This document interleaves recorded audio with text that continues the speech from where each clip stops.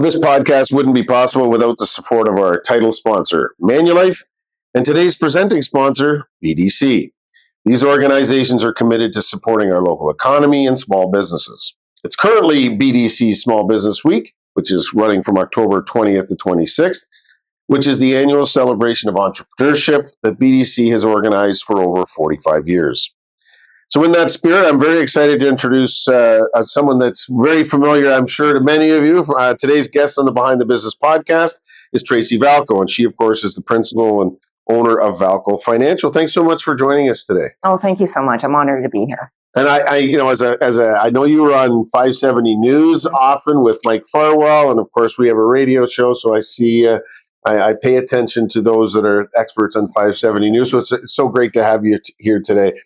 Let's start we'll get into BDC and the importance of them in your journey, but also in some of your clients and that sort of thing. But tell us about your business and Valko Financial. Absolutely. Yeah. I've been in the community for 3 decades now. It's I can't believe it. I've loved being in Kitchener-Waterloo, I have to tell you. But starting a business here, knowing only 3 people and building it to where it's at today, I don't think I take enough time to actually really appreciate that. So I've always been in finance. I grew up in finance. My parents were both bankers. So that natural progression into getting into the finance world, just what was that going to be for me to be able to push the needle? So going into the mortgage brokering space is where I landed 26 years ago, and just myself, and then built the business to a team right across the country now, across Canada. I'm fully licensed across the country, serving people for mortgage financing solutions and strategies. We've got a very big team on the back end to be able to support our clients, exceptional processes, and then just building and expanding on residential mortgage financing to commercial to agricultural to helping people understand their financial awareness to credit coaching and really helping people build their wealth with real estate. And I've done that for many decades now. And, very proud as Canadian to be able to have the ability to do that and give people fair choices and options and know that the dream of home ownership can really be a reality. So you grew up with bankers. I assume your parents were traditional bank, big bank, the big 5. They were, yeah. So talk a little bit more about why you went into more of that private sector. So you work with resident on the residential home side, but also on the commercial side. So you mentioned agriculture. You're dealing with business. That mix, like what percentage is sort of the residential market versus your commercial? Well, I think you asked me about 2 questions. So one is about the banking work first, right? I think for me, seeing that my parents were with the big 5 banks at the time, and then getting into the financial side, I really wanted to give people options and choices. And that's when the brokering space was introduced to me. Yeah. It was a big light that, oh God, I can do this. I can really give people different avenues of solutions and not just one lender or bank that I work with. And so that was the big game changer for me. I think as I developed and grew the business, I knew that there was more than just residential financing. Mm-hmm. People were coming to me to look at the agriculture. People were coming to me on the commercial space. And an entrepreneur like myself, growing a business and, not having a lot of knowledge back then, it really became the core of my foundation to help people as entrepreneurs to be able to understand how to get a mortgage or how to able to buy commercial property. What does that look like?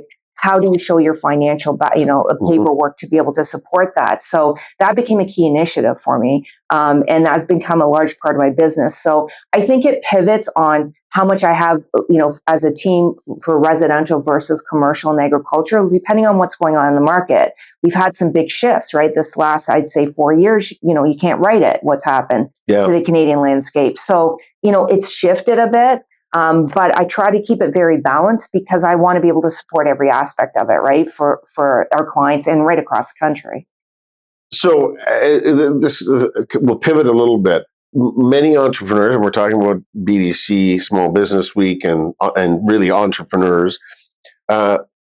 Many entrepreneurs don't have a straight path. They may have a business idea. They may get started, discover another business line, or that what they had started with doesn't work, but they find something else. How has your career journey helped you prepare for your this latest version of Valko Financial? Like what are the things that have helped you be prepared for the changes in direction or changes in your own business, ventures? I think change is always constant, and you have to learn to adapt to it. Especially as an entrepreneur, if you don't, I think you end up kind of setting yourself back, right? So we've had some big changes. I think we've had a big change, especially in my business. We've gone to these pendulums, a very robust business, and doing 4 times worth of volume in 1 year in 2021 to doing half the volume the next year, and then trying to kind of crawl out of that.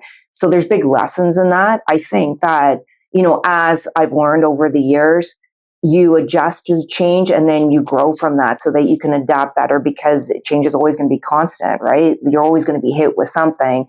So you got to learn to be able to pivot. And I'm very grateful for the support that I've had, not only with the chamber, because I think when I got introduced to the chamber years ago, it was a great outlet for me to have support and know that I wasn't alone as an entrepreneur. Mm-hmm. It's a very lonely business. And I didn't grow up, again, I grew up with bankers, not necessarily entrepreneurs, right, to develop that business. So a lot of it I was just learning myself. So having that support group was really helpful. I think with the BDC, it's been excellent with me, with them as well, because they've given me a really good educational foundation on how to build business properly with, a very strong financial footing of what you need to do to prepare for different changes that affect your business, from, an income perspective to a growth perspective, and how to balance that so that you can stay viable as a business. As a lot of entrepreneurs don't make it the first 5 years. I think it's like less than not even 5% in Canada. So being able to do that, I'm proud to be able to, because I've pivoted so much. And if I didn't have that education and support, I really do feel that it would have been more challenging for me. So, and this week or this year, the theme of BDC Small Business Week is the power of small, defying the odds. So it's really talking about what you just were touching on, that small businesses need to be resilient. They need to adapt. And sometimes, as you point out, they fail the first or second time, but they keep, it's maybe the second or third iteration of their business venture before they find success. So talk about the challenges that you've faced, right? And you talk, obviously COVID was a challenge for everyone, but either that or things more recently, where you face that adversity, you face the challenge, and how you've overcome it. I think that COVID was a big shift. I mean, for all of us, let's face it, I didn't even know if I'd have my doors open, 2 minutes after it was announced. I remember that vividly. I don't think I'll forget that. But I really, in those 2 years, we put our nose down, my team, my staff, our support that we have, and we didn't look up, because there was opportunity, and in opportunity, there was education and support, and we built a very big business in those 2 years. Having said that, the biggest change for me was a shift after that, because inflation started happening. Rule changes became more aggressive on the mortgage side, and a business that I was doing 4 times worth of volume, and I was already grew quite a bit. I had to, then that got scaled back to half. And then how do you pivot on that to be able to maintain financially going through, which wasn't just 1 year, we've had 2 years of this. Yep. And how I had to scale back staff to be able to grow forward. So I think some of my biggest lessons is, and I've said this, you got to take a step back, right, to be able to take 10 forward. And that's the biggest, I find, it was the biggest challenge and the biggest hurdle in my mindset, because you feel like you failed, but you actually didn't. You're redefining and then really focusing on what your basic foundational elements are of your business so that you can grow. It just might look a little different going forward. It might not be as aggressive, right, with, hiring staff, or aggressive as goals, right, so that you can just continually support what you have. And that has been my biggest lesson, because most people that know me, I'm already thinking of, like, what am I doing 10 years from now, and trying to put everything in jam packing, because I want to make impact. I want to be able to change the world. I want to move mountains. And I realize that that's not putting the oxygen tank on for myself.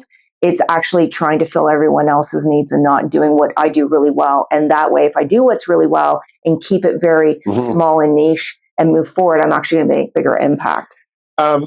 So, I mean, sort of building on that, successful entrepreneurs, and I agree, there's no straight line or there's the exception rather than the rule is the straight line. Everyone's zigging and zagging, and you're dealing with downturns in the economy, or take your pick. There's always challenges. Um, but entrepreneurs, by their nature, they're resourceful, and they're open to collaborating with partners, and they look for mentors, and they look for the help and ask the questions that they need to know the answers to be successful. Um, and when you face those big challenges, which you touched on, how did you use your network of connections to sort of address those challenges? And I think like BDC has not only on their financing, because they do financing and it's very different than what traditional banks would do, so it's complementary. But they also have all these consulting, like their BDC reps and the BDC consulting services can be some of that expert advice that you need. But talk about how you've kind of faced those big challenges and use your network, whether it's BDC or others, to face them. Yeah. Well, I got to tell you, BDC was probably one of the key foundational ones for me, that I could really have an open conversation and they were there to support me because they understood it. They have a great support group with BDC of very seasoned, very big corporations that the leaders are coming in as a consultation basis with BDC to be able to support small businesses so that you can bring them on as part of your business to take a look at it at a high level, give you some expert advice of what they've gone through. Mm-hmm. That's the biggest thing. I keep on going back to this is like, you don't feel so alone. Like, it's not just me that I feel like I'm failing. It's not like you actually pivot through different cycles of what's going on economically and what does that look like. So learning and getting some mentorship on that, I think you can get mentorship at any age. It doesn't matter how long you've been in your business. So I think that was great. But then really them sitting down and then from a financial perspective saying, okay, this is what we can provide for you as a template. Let's educate you on this and let's fit this into what you've got right now to see what can we look at with your game plan for the next year, the next 3 years, the next 5 years. And I think that was what I needed, is that support, right? Knowing that there's very successful people out there that have gone through very extreme economic conditions and still been able to come out on top, being able to help you look at your business. Because I find when you get in this cycle of what we've gone through, especially these last 2-4 years, you go down a rabbit hole in your mind. So you can't think clearly to be able to get that path of direction. And so with the support of BDC, I mean, I can't tell you my rep who constantly sent me messages, during like at least once a week, if not two, on how's it going? We're here for you. I could call them up in a dime. And I think that was enough for me, right? To know that I had some good support behind me and non-judgmental, right? So I think that's really key. I think part of with the chamber, what I loved is the continuous events and support to come together, that when you could meet, you could really find some good synergies and then have some good candid conversation. And again, knowing people weren't alone there too. Like everybody was struggling in just different ways, and what support that you have. You don't realize the impact it makes, but it makes a big impact because we're all kind of trying to do this alone. We might have a lot of staff around or team, but no one thinks like an owner, right? Unless you're an owner, No. Yeah. right? So they don't know what you're juggling. Like, it's not just about, maybe balancing the budget or, working on what your next video is going to be. It's like, I've got a whole team here that I got to support with their families, and I got to financially be able to do this the next 4 years of going through this. The weight of that, I don't know, like, that's hard to put in words. It really is, right? There's lots of it. We as you and I both know, the vast majority of businesses would have 20 employees or less. It's like in our chamber and in our community, right across the country, every community is the same. Probably 80 to 85% of businesses have 20 employees or less. So that's where small businesses that are growing and entrepreneurs that are trying to grow their business to become those larger businesses, they're looking to either start a business or to start scaling their business. Like, you've talked a little bit about getting the advice. Like, maybe talk about mentors that have helped and advice that you've got and would like to share with some of those smaller businesses that are poised for growth or want to grow. What's the advice you'd give them? I think one of the biggest things is like when I first started, you got to remember that was 26 years ago. I didn't have the support. Like I really didn't have that network. I wasn't introduced to the chamber till later on. Mm-hmm. So I was really doing it a lot alone. I was just sitting behind doors, sitting behind walls, trying to get as much information as I can. I think one of the biggest things that I could tell people that are looking to open a business is it's great that you have like a niche and know what your passion is, but you have to understand from day one how to be able to build a business. And that's every aspect from it, from HR to budgeting to, time management to the key foundational stuff, how to be able to open up a proper bank account, right, for your business. What does it mean when you've got to incorporate? Like checking off a list of all the key things. And it's probably, some of these can be really boring to people or it doesn't trigger that motivation, but you have to consistently do the things that are mundane, but are actually so big for your business. And when you've got that, and again, it'll pivot and change as you grow. But if you understand and have that all nailed down, you will start your business so much stronger from a foundational perspective because you've got these key core elements. I didn't do that. And a lot of people don't. Part of it is because we don't know. So I had to take 10 steps forward and realize, I didn't, I didn't actually balance the budget properly. And I should have actually done what I said I was going to do. And so I had to take 5 steps back, or I was, doing all these hours till working hard and working till 5 o'clock in the morning, going for sleep for an hour. I literally was doing that for years, getting back up and starting to do my business, saying I could have hired somebody part-time and still been able to financially do it. And that's the stuff that I didn't have the support or mentorship. So you need to find that. And this is what I love nowadays is because you're inundated with so much support, but find those key groups like the chamber, like the BDC, whatever that is to fill you and stick to them, right? And then grow with them on that. Do you find, my experience, and I've lived here a long time too, is if you ask a question or you seek some advice, even if you don't really know the person, most people, it's the tradition in this community of if you ask for some help, most people are prepared to give you time. And I think that's, to your point, is you don't know what you don't know, but you're starting your business. Maybe you run into Tracy Valko at a chamber of business and say, "Hey, give me your top." Well, you know what? Make sure you got the right financing. Like you would give time, and I know you give time. You're on radio, you're doing things, but you're also networking.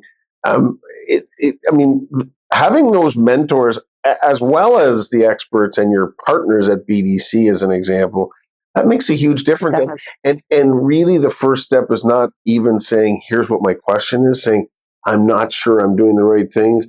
If you ask an open-ended question and to Tracy Valko, do you not make that same? You're paying it forward now, as I guess what I'm getting. Yeah. I'm saying you may not have asked those questions, but you know what you would have when you look back on it. Yeah. Do you give that advice, and do you see that in the community? Because I certainly do. Oh, I do, and that's what I love. I've been to so many events and continue to do it. You stay humble no matter how big you get, and you always give back, because I would never want people to go through what I had to go through as an entrepreneur. Having said that, I'm glad what I've gone through. I mean, it's kept me foundationally solid and very strong. And I'm really confident I can weather any storm and come out ahead because I've done a lot. But that's where we can, and I continue to be able to do that, is mentor a lot of people. I think most people do. I mean, I still have conversations with a lot of big businesses in town that have done extremely well. And the owners are so open to have conversation, to provide their experience and knowledge and just share. I mean, that's really what, I think we're here for, right? On earth is really to be able to provide impact and share. And I think that especially what I love about our community and why I stayed in this community so long is, and I continue to, is because I built it based on that culture, right? We're all about heart-centeredness. We're all about collaboration. We're all about raising people up to the best versions of themselves, no matter what field they're in. They could be in something totally different than what I'm in. There's still some key elements as an entrepreneur to how to build your business fundamentally so that you can be stronger and weather these, situational economic climates that we have. Just before we move on, because it's kind of connected to this. I mean, we hear this often, people saying, geez, I find that I'm spending more time in the business versus running the business. Talk about how you kind of make that pivot. Because as an entrepreneur, when it's you or you and your spouse, or it's like one or two people, everyone's doing everything. You're doing the HR and the government remittances, and you're doing the financing and the business development. But as you start to grow, one of the tricks is to say, are you running the business or are you in the business? How do you make that distinction so that you're putting, as a leader and as the entrepreneur with the passion, you're putting the right amount of time and the right things to help you grow the business? It's a great question, and I think it takes some people longer than others. For me, it was a lot of reading and a lot of education. Rocket Fuel is a book that I think really changed the dynamic of my business, because it really made you look at, okay, what is your niche and what do you excel at? And where is this opportunity? How are you going to scale if you don't have a support team to be able to do that? And I think that as entrepreneurs, we spend so much time trying to do everything. We're the jack of all trades. We can do it all. We can move the needle, when realistically you need a team, right? That to be able to do that, because no one can be you, but everybody can be the best version of what their passion and service is. So that's what Rocket Fuel did for me, is really, I'm the visionary. Where are we going forward? But I need someone there to be able to take that and then break that down and then put that in a process that makes sense and reasonable time, so that you don't have to be everything to everyone. And I don't think everybody can have that partner who does the operations right from the beginning. I think it takes time. You have to scale, so you have to do everything at first. I mean, that's the reality of it. I don't think, and I disagree with this life-work balance as an entrepreneur, because I think what we have as entrepreneurs versus someone that is a salaried employee has a very different 9 to 5 to compare to us. Mm-hmm. So I think you have to be able to accept that and just find moments of time where you're able to take it and just truly dive into just taking time away from your business to reset yourself. And so that's why at the beginning, you're going to have to spend more time being all to everything. And then as you start scaling, you have to find the right person that complements you to really take over the operations. Very few successful entrepreneurs are exceptionally good at operations and the visionary. Yeah. There's a division. And when you're able to understand that and know it, and then find that partner, and I was very fortunate 6 years ago to find that partner, I would not be here today without her. It's the team that makes us, not me, right? Another example of why continually having mentors or people that will challenge you of saying, isn't it time to start thinking about whatever the next question is? Listen, a couple of things that I know are important. Obviously, to many chamber members, I know it's important to you, is community involvement and investing in the things that are important to our community. And I know in healthcare is one of the things that you're passionate about, and supporting community organizations that are the sort of the backbone of our community. Talk about how that has, how you incorporate that into your business, right? Because I mean, there's only so many hours, but it's supporting community broadly, whether it's healthcare or charities. And community groups is an important part of what your story has been about. I grew up in giving back in charities. My mom did it through the bank for many years, so it was part of kind of the foundational core of who I am. I started giving back in charities very young into my business, and working with key partners to partner up and be able to build on that. I've worked with the Down Syndrome Society. I worked with the Humane Society, but my biggest one that I've worked with, and will continue to do that, is the Grand River Hospital and the mental health division. Right. So this year, I'm sorry, because we're still in 2024. Yeah. We did our first fundraiser, the biggest one that I've done, because I've usually done a lot of collaboration, just at multiple outdoor events and movie nights and whatnot. But I wanted to do a really sit down 5-course dinner and bring some key businesses in to be able to help support that initiative for giving back to the hospital. And the foundation was phenomenal. Care Never Stops at the Grand River Hospital. So I worked with them, and we filled the room. We filled the room at the Hacienda. We had over 200 people there, and we raised. My goal was 100,000. We raised that. We had expenses, so we were able to, at the end of it, 60,000, which was phenomenal. Great. It was the first fundraiser for mental health, which I had no idea that was it in the community. And so we're continuing that and growing that and doubling that to next year. So it's a big part of the business because I think it's a great way to give back, which is first and foremost, you should be doing that in your business. Whatever that is helping other events that are going on, you can be a part of. You don't have to put all that time into it. I remember I built that up over a very long period of time to do that. And we've got, I've got a big support group for that. But I think that it also helps fill your bucket at the end of the day. And it's also about, collaborating with the community. You get to know so many people, right, that are really passionate about it.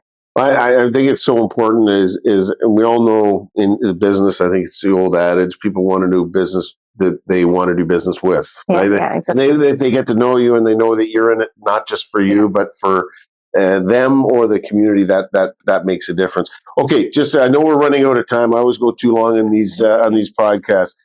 As you look forward, because every entrepreneur does, you're doing well, you're growing, but what's next? Like when you see 5 or 10 years down the road, where do you see your industry going, and where do you see Valko Financial going?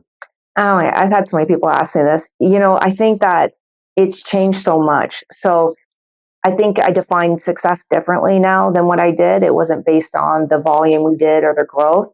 Success to me is the impact that we make on people. So I think you kind of do a full circle when you've been in your industry a long time. I mean, for me, I just want to make sure I've got the most authentic people around me that are truly here for the right vision and just continue to put our messaging out there. And we're growing organically anyway. I think that as we've talked about, there's been many challenges from the housing market perspective in Canada. So being that advocacy and growing that for myself, to help change and move some needles so that people have fair choices of options and be able to afford housing is a big initiative for me over the next 10 years. So growing that message, continuing to be that educator. We've got a lot on the agenda for not just Valko Financial. We're branding and amalgamating, and I'm creating another company as well for Canadian-wide for other brokers to be able to get mentored and really understand how to be able to serve and support people. So, growing that initiative and continuing to get the message out there and supporting and being a mentor is, a big part of that. I don't really want to put a define like, oh, I'm going to be here and there, because I think that it pivots with what's going on. As long as we're continuing to be passionate and be able to provide the right support and still having that drive, I think that it'll just grow organically with what we're doing. Well, it sounds like you're taking your success and trying to share that with others, which is very important to support, again, newer businesses and others that don't have the expertise that you have and you've been privileged to have. So, okay. Rapid question. These are I ask these of everyone that comes on, because this podcast is always it's about hearing the stories and the business stories, and in this case, Small Business Week and entrepreneurs and working with BDC. But it's also about leadership, and it's about business leaders and the things that drive them. So I ask the same set of questions, these 3 questions to everybody that comes on. If you could go back and sort of rewind the tape, so to speak, what would you tell your younger self? Put the oxygen mask on first, 100%. And I mean that. I think that, and that's an illusion. Like in the air, if you're in the air, emergency, you got to take care of yourself first before you can help others. Yeah. Make sure I go back to knowing the foundational, how to build a business, making sure you understand every aspect before you actually start your initiative. And always circle back to, are you taking care of yourself first? Because you're never going to be able to support everybody as you grow. If you don't do that, you will crash and burn. I've done it. I've talked to so many business owners that have done it. I think that's the biggest thing. And never give up on yourself. Like, just don't. Like, if you're in this and you truly love what you do, you will have hard times. This is not, but there's always, and I always say, just like I say with the economy, there will be ups and downs, but you will 100% recover. And the economy will, it'll just look different. And different sometimes is good because change is good, right? Okay. Again, as you think back in your career, what's been the greatest lesson you've learned? I think one of the greatest lessons I learned is not to have expectations on people. I have over the years, I've gone through, I've had a lot of different staff, but I've had a lot of people in my business in and out. And I've set standards and expectations on people but I really sat down and thought, no one's me and no one's them. I have to look at where they're at and what they excel in and where their true purpose is. And if they're aligned, then let's make sure that they're going on the right path and give them the tools to support them. So setting expectations sets you to be in a very frustrated path with your business, because if everybody was at the level you're at, and that's not in an ego way, it's just where your mind is at in terms of what you want to do, and you took the leap of faith to take the initiative. Not everybody is an entrepreneur that way. A lot of people are the support staff that are able to help you push it forward. That is a great role to be in, and really appreciate that role, and then move those people forward, right? To make sure that they're the best versions of themselves, as long as you're all aligned.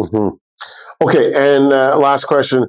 Everyone takes inspiration from something. So who or what inspires you as you have, in your journey so far, and as you think about the next period of time? Yeah, I read that question, and I've had that a lot. It's a hard one for me to really look back, because I think that for me, a lot of this I did a lot on my own. And I learned a lot along the way because I didn't have the support. And when I was able to get into groups like the Chamber, get the BDC help, and then be able to speak to a lot of businesses as I've gone through it, I think there's little nuggets that I've taken from everyone that's helped me really build where I'm at today. And I really do pay respect for myself, and I haven't done that. And so I'm spending more time being able to appreciate the resiliency that I had, given the lack of support I had at the beginning, because I was in a very male-dominated industry with less than 3% that were in that C-suite. And I was told I wouldn't be where I'm at today numerous times. So I do pay respect for myself, for the strength, for the resilience, for still having the fortitude to say, I can do this and still make impact, but also to be humble enough and be able to give back, right? So that I know people won't go through what I've gone through, but to be able to still appreciate the people around me. Well, it's a good place to leave it. As a father of two daughters, having folks like yourselves in this community as leaders to look up to is important. Thanks so much for joining us. Appreciate you taking time out of your busy schedule. Thank you. All right, and thanks once again to our title sponsor, Manulife, and our presenting sponsor, BDC, and our supporting sponsor, the Immigration Partnership of Waterloo Region.